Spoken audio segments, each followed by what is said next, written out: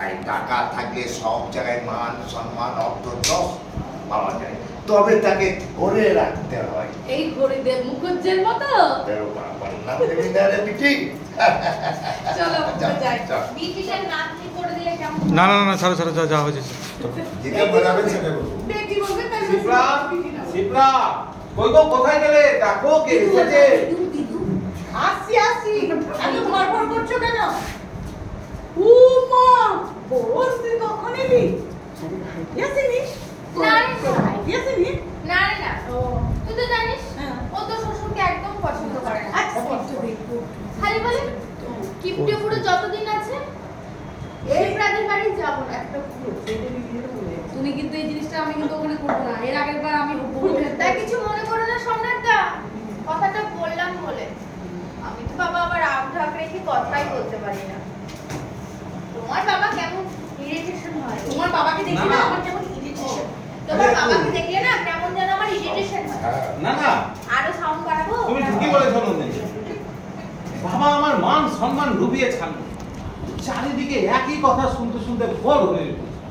কিন্তু একদিক দিয়ে ভালো হয়েছে, বাবা এখন নেই, তার বন্ধুর বাড়িতে নেমন্তন্ন খেতে গেছে। হ্যাঁ, তা খালি লোকের বাড়িতে নিমন্ত্রণ খেতে যায় না নিজের বাড়িতে কাউকে ডাকে না? পয়সা খরচ হবে বলে তা গিফট টিফট নিয়ে যায় না নির্লজ্জের মতন একাই গিলে চলে আসে? না গো মাসি, দাদু লোক বুঝে গিফট নিয়ে যায়, আর যাতে দেখতে পারে না তাদের কপালে জুটে লবডঙ্কা। মনে হয় তোমার কপালেও সেই লবডঙ্কাই জুটবে। মনা, মাসির সঙ্গে কি করে কথা বলতে হয় সেটা বুঝি তুমি শেখোনি? না মা, দাদু একটা জিনিস শিখিয়েছে, যে যেমন তার সাথে ঠিক তেমন ব্যবহারটা করা উচিত। তাছাড়া আমি আগে বিয়ে করি, তারপর তো সেটা অ্যাপ্লাই করবো। দিদি এসব নোংরামি শেখাচ্ছিস? না গো মাসি, ঝগড়ামি। সারাদিন বাবা মার সাথে, মা বাবার সাথে ঝগড়া করেই চলেছে। কলেজ বেরোবো। বুঝি না, বড় বেশি কথা বলছো তুমি। যাও এখান থেকে, বড়দের মাঝে কথা বলার কোনো প্রয়োজন নেই তোমার। সত্যি বাবা, তুমিও পারো। কোনোদিন দেখলাম না যে এইসবে কোনো কিছু একটা প্রতিবাদ করছো। আচ্ছা বাবা, ভাবো তো, আমি যদি বিয়ে করি, তারপরে আমার বর আর আমি মিলে যদি তোমাদের সঙ্গে ঠিক এইরকম ব্যবহারটা করি, তারপর কি ভালো লাগবে তোমাদের? ইস দিদি, মেয়ে তো একদম ছুটছে রে। আমার মেয়ে হলে না সবটা একটা চড় মারতাম। বাহ, মনা, তুমি মাসির সঙ্গে কি করে কথা বলতে হয় সেটা শেখোনি? এরপরে যদি মাসিকে একটা উল্টো পাল্টা কথা বলেছো না, আমি কিন্তু আর নিজেকে ধরে রাখতে পারবো না। কি করবে? মাসির কথা মতো মারবে? প্রয়োজন হলে মারবো। বাস, কি ইনফ্লুয়েন্স! যাক মাসি, পারো। সত্যি তুমি সংসারে অনুঘটকের মতো কাজটা কিন্তু করতে পারো। সেটা বেঁচে গেছো, দাদু আজ নেই, থাকলে যে কি হতো না। তোরা না প্রশ্রয় দিয়ে মাথা কি করবো? কি অনেস্টি কোথা থেকে পায়? কিছু মনে করো না সম্রাটদা, তোমার বাবার সাথে থেকে থেকে না এত অধঃপতন হয়েছে। Be serious that. বুঝতে পারছি ছেলেটা অন্যরকম, মেয়েটা বুঝতে পারছি মেয়েটা অন্যরকম হয়ে যাচ্ছে। বাবা মায়ের প্রতি শ্রদ্ধা ভক্তি একদম কমে যাচ্ছে। কিন্তু কি যে করি, কলেজে পড়ে, বড় হয়েছে, বুঝতে শিখেছে। উফ, আমার আর ভালো লাগছে না। হ্যাঁ জানিস, মেয়েটা না একদমই দাদুর মতন কিপটে হয়েছে। কেমন যেন সব ওই দাদুর থেকে শিখেছে। যেন বড়দের মতন কথা বলে, জানিস? এই কেমন আমার যেন মনে হয় মেয়েটা উচ্ছন্নে চলে যাবে। কি যে করি? আমি একটা উপায় বলতে পারি। কি উপায়? কি উপায়?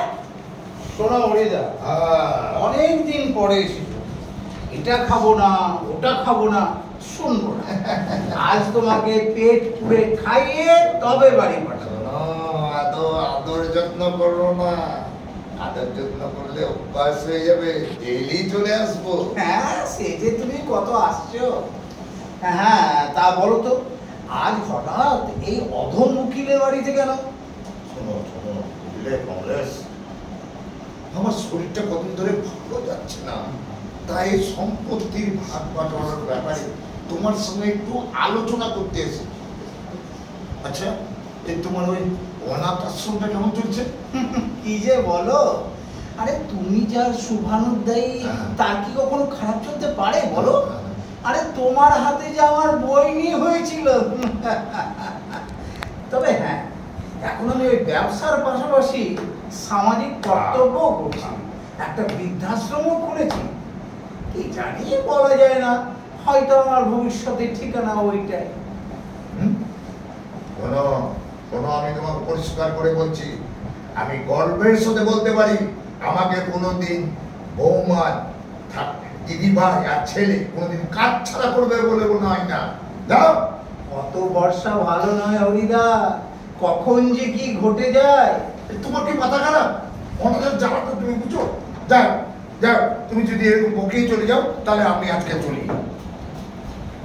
বলবি তো কি ভাই? আচ্ছা, তোমরা তোমার বাবাকে বৃদ্ধাশ্রম পাঠিয়ে দাও, তাহলে সবকিছু ঠিক হয়ে যাবে। না না, এসব কি বলছো তুমি? আমি কোনোদিনও ভাবিনি আমি আমার বাবাকে বৃদ্ধাশ্রমে পাঠাবো। না না বোন, এটা মনে হয় ঠিক হবে না। আমিও কোনোদিন ভাবিনি। উনি যাই হন না কেন, উনি তো আমাদের বাবা। তাছাড়া ওনাকে আমরা এই বয়সে বৃদ্ধাশ্রমে পাঠাতে পারি না। বেশ, তাহলে আমার বলার কিছু নেই। কেন যে তোদের সংসারে কথা বলতে যাই কে জানে বাবা। না না বোন, রাগ করিস না বোন। বোন লক্ষ্মী বোন, আমার কিছু মনে করিস না। না হ্যাঁ নন্দিনী, প্লিজ তুমি কিছু মনে করো না। কিছু না। না না, আমি কেন মনে করতে যাব বলো? আমার শ্বশুর এবং শাশুড়ি আজ বহু বছর হলো বৃদ্ধাশ্রমেই থাকে। হ্যাঁ। ওই তোদের ভাই তো ভালোই আছে, সে কি তার বাবাকে ভালোবাসে না? তা শোন, হ্যাঁ বল। এমনি এমনি কোনো কিছু হয় না রে। এই জেনারেশনের সঙ্গে খাপ খাওয়াতে গেলে অনেক কিছুই করতে হয়। নিজেদের স্ট্যাটাস মেইনটেইন করতে গেলে অনেক কঠিন সিদ্ধান্ত নিতে হয়, বুঝতে পারছো? কিন্তু লোকে কি বলবে বলো তো? সবাই বলবে নিজে ডাক্তারিটা পাস করে নিজের বাবাকেই বৃদ্ধাশ্রমে পাঠিয়ে। তা তুমি লোকের টাকায় খাও না নিজের টাকায়? তা অবশ্য শুনেছি তুমি তোমার সব টাকা পয়সা তুমি তোমার ওই বাবাকে দিয়ে দাও। সত্যি সম্রাট দা, আপডেট হতে পারলে না? হিসেব না দিলে উপায় আছে? এই টাকা পয়সা না দিলে মাসে শুরুতেই তো হিসেব নিকেশ চাই। কিসের যে তো হিসেব নিকেশ জানি না বাবা। বেশ, তাহলে থাকো তুমি তোমার রক্তচোষা শ্বশুরকে নিয়ে, আমি চললাম। তা একটা কথা ছিল বুঝলি, বল। আমার এক পরিচিত উকিল আছে। আচ্ছা আচ্ছা। তো তার একটা বৃদ্ধাশ্রমও আছে। ও সেখানেই আমার শ্বশুর শাশুড়ি থাকে। তো চাইলে নাম্বারটা দিতে পারি। ঠিক আছে, যদি প্রয়োজন হয় তো ঠিক আছে, বুঝলি? বেশ, তাহলে আমি আসি। আচ্ছা, ভালো থাকিস। হ্যাঁ। আচ্ছা সম্রাটদা, গিয়ে ফোন করবি, সাবধানে যাস। টাটা। আচ্ছা আচ্ছা, বাই। আচ্ছা। কি গো, চুপ করে গেলে যে? না ভাবছি আমরা আমাদের স্ট্যাটাস অনুযায়ী অনেক ব্যাকডেটেড। তার মানে তুমি কি বলতে চাইছো? আমাদের স্ট্যাটাস অনুযায়ী আমরা অনেক ব্যাকডেটেড, আর আমাদের মেয়েটাও ব্যাকডেটেড হয়ে যাচ্ছে। তার মানে তুমি কি বলতে চাইছো? আমি যেটা বলতে চাইছি আশা করি তুমি বুঝেছো। এইভাবে আর চলা যাবে না, কিছু একটা ব্যবস্থা করতে হবে। আমি জানি তুমি বোকা। দেখছো না ওই আমার বোন কেমন নিজের শ্বশুর শাশুড়িকে দিয়ে মানে বাড়ির উইলটা করে দিয়েছে, তারপর তাদেরকে বৃদ্ধাশ্রমে পাঠিয়েছে। বাবা আজকে এলে বাবাকে যে কায়দা করে উইলটা করিয়ে নিয়ে তারপর একটা ব্যবস্থা নেব। দেখো পারো কিনা। এই কাজ তো ওই জমের মুখ থেকে মানুষকে ছিনিয়ে আনার মতো কঠিন কাজ তো। কিন্তু তুমি একটা কাজ করো, ওই নন্দিনীর কাছ থেকে ওই উকিল ভদ্রলোকের নম্বরটা নাও। আচ্ছা বেশ, রাজি হলে তাহলে জানো জানো আমার বোন আমাদের ভালোই চায় জানো। কই দাও তোমার ফোন কেন? দেখি।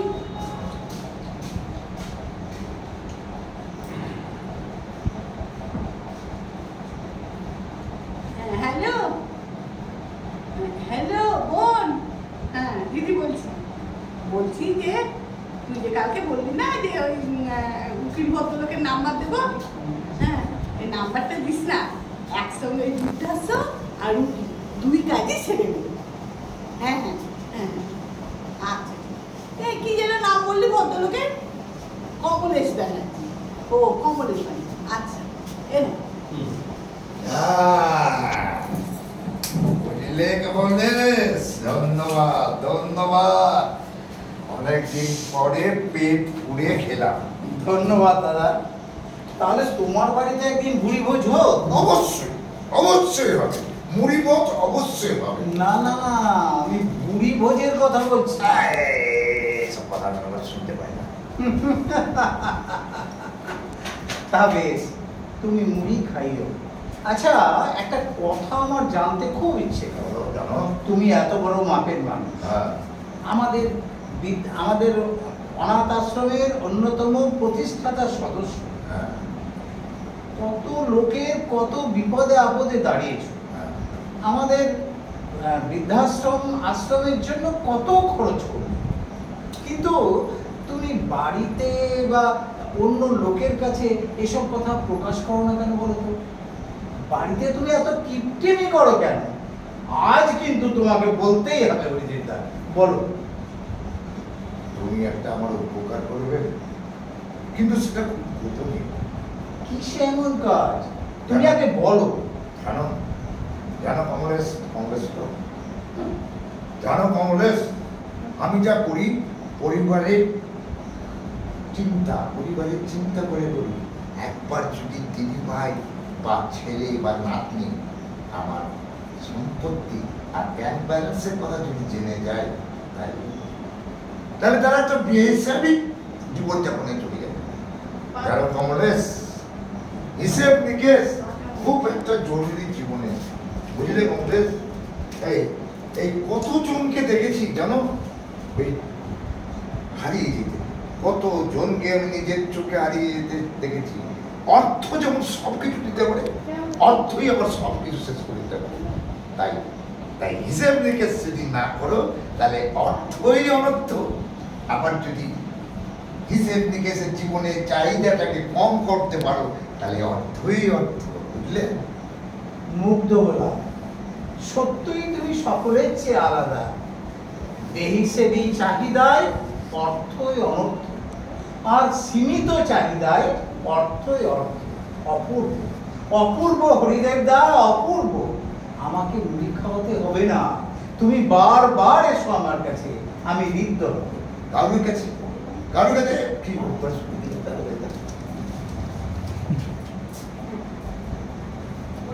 দাদির কাছে কোনো কিছু অভ্যেস বানিয়ে ফেলে না, কষ্ট না। কোনো কিছু অভ্যেস বানিয়ে ফেলো না, বুঝলে? কষ্ট পাবে। আর কারোর কাছে প্রত্যাশা রেখো না, তাইলে সুখ পাবে, সুখ পাবে, শান্তি পাবে, বুঝলে? যাই হোক, আমার একটা কাজ করতে যাই, আমার একটা কাজ করতে হবে। কিন্তু এই কাজটা আমাকেই কেন তুমি করতে বলছো? আরে মনটা চাইলো তাই। শোনো, টাকা পয়সা এমন একটা জিনিস নিজের বাপকেও ছাড়ে না, তাই একটু বুঝাও দরকার। তাহলে আমি একটা আসি। বেশ বেশ বেশ, তাহলে এক কাজ করো, তোমার ওই ছেলের নামটা আর ওই ফোন নাম্বারটা তুমি আমাকে দিয়ে দাও। দেখো, বলো। সম্রাট মুখার্জি, পোস্ট অফিসের উল্টো দিকে। ফোন নাম্বার নেবে 9474173269। বেশ বেশ, তাহলে আমি আসি। তুমি ওখানে উঠে যেও না। কি বললো দাদু? ওটা মাইক আছে তো, কি পরীক্ষা নেবে? যন্ত্র অবশ্যই ঘোলা হচ্ছে, ভাববার বিষয়, ভেবে দেখবার বিষয়, চিন্তার বিষয়। হরিদেব মুখোজ্জ ঠিক না সম্রাট মুখোজ্জ ঠিক? কি জানি বাবা, এই সংসারে যা জটিলতা, যেন সংসার তাই বলছি, কি ব্যাপার বলো তো? বাবা তো এত দেরি করে না, কিছু বিপদ আপদ হলো না তো? অযথা দুশ্চিন্তা করুন না সিদ্ধা। তিনি হয়তো পদব্রজে বাড়ি ফিরছেন না, ট্যাক্সিতে অনেক টাকা খরচ হয়ে যাবে না। সব ভিড়। যাকে শোনো, কমলেশ বাবুর সঙ্গে আমার কথা হয়েছে, তিনি কাল আমাদের বাড়িতে আসবেন। আর এই ফর্মটাতে একটা সই করে রাখতে বলবেন। কিসের ফর্ম? ওল্ড এজ হোমের ফর্ম, যার পিডিএফ কপিটা আমায় পাঠিয়েছিল। আমি প্রিন্ট আউট করে নিয়ে ফিল আপ ও কমপ্লিট করে নিয়েছি। এখন শুধু বাবাকে দিয়ে সইটা করা। কত সোজা! এই ফর্ম সই করতে তোমার হাড়ই মরে যাবে। নিজের বাড়ি ছেড়ে যাবে বলে তো মনে হয় না। তবু দেখো চেষ্টা করে, তোমার বাবা তো তুমিই ভালো বুঝবে। এইখানেই আমার আপত্তি। সেই তোমার বাবা হ্যাঁ। কেন একটু দায়িত্ব নিতে পারো না? দেখোই না একবার চেষ্টা করে। আমার একটু জানো ভয় করছে তো? শোনো শোনো, উনি তোমার বাবা ওই মোনাকে চরম ভালোবাসে, ওনারই কথা শুনবে। এই ফর্মটাই মোনাই সই করে আসতে পারবে, বুঝলে তো? কিসের ফর্ম গো মা? কি বোঝানোর কথা চলছে? শোনো তুই না, আমরা ঠিক করেছি তোমার দাদুর সাথে আমাদের থাকা আর সম্ভব নয়। তাই এই ফর্মটাই দাদুকে দিয়ে একটা সই করিয়ে দিবা।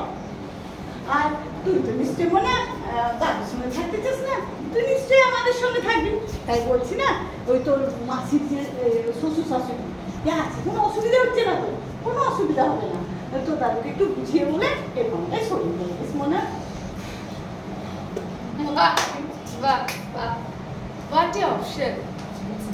কিন্তু আমার সমস্যা আছে, এই বাড়ির একটা অংশ আমি, তাই আমি চাই না দাদু অন্য কোথাও চলে যাবে, বরঞ্চ তোমাদের অসুবিধা তোমরা অন্য কোথাও চলে যাও। তুমি না বড় বেশি কথা বলছো তুমি। এখনো তো 2 পয়সা রোজগার করতে শিখোনি, তাতে এই অবস্থা। তো রোজগার করলে কি করবে? কি আবার করবো? অন্তত তোমার মতো একটা কুলাঙ্গার হব না। তুই না তাহলে একজন কারো কিছু করতে পারবে না। না লাগবে। চলতে পারো। তুমি আমায় মারলে বাবা, তুমি আমায় মারলে। অবশ্যই যে নিজের বাবাকে দূরে সরিয়ে দিতে পারে তার কাছে কি আর এক্সপেক্ট করা যায়। দাদু ঠিকই বলে, কারোর কাছে প্রত্যাশা রাখা ঠিক নয়, এমনকি বাবা মার কাছেও নয়। যাও তুমি, কান্নাকাটিটা থামাও, দাদু এক্ষুনি এসে পড়বে। এই আমাদের সমস্ত কিছুতে না তুমি জল ঢেলে দিও না, যা করার এখন আমি করবো। যাও তুমি, যাও। আরে কি হলো দিদি ভাই, তুমি খাচ্ছ কেন? তুমি ঠিকই বলতে দাদু, হ্যাঁ পৃথিবীতে কারোর কাছে প্রত্যাশা রাখা অন্যায়, পাপ। তাই তোমাকেও বলছি, কারোর কাছে কোনো প্রত্যাশা রেখো না। দুঃখ পাবে দাদু, কষ্ট পাবে দাদু। যাস না শোন, এখানে সমালোচনা হয়েছে, এখানটায় যে কটা সমালোচনা হয়েছে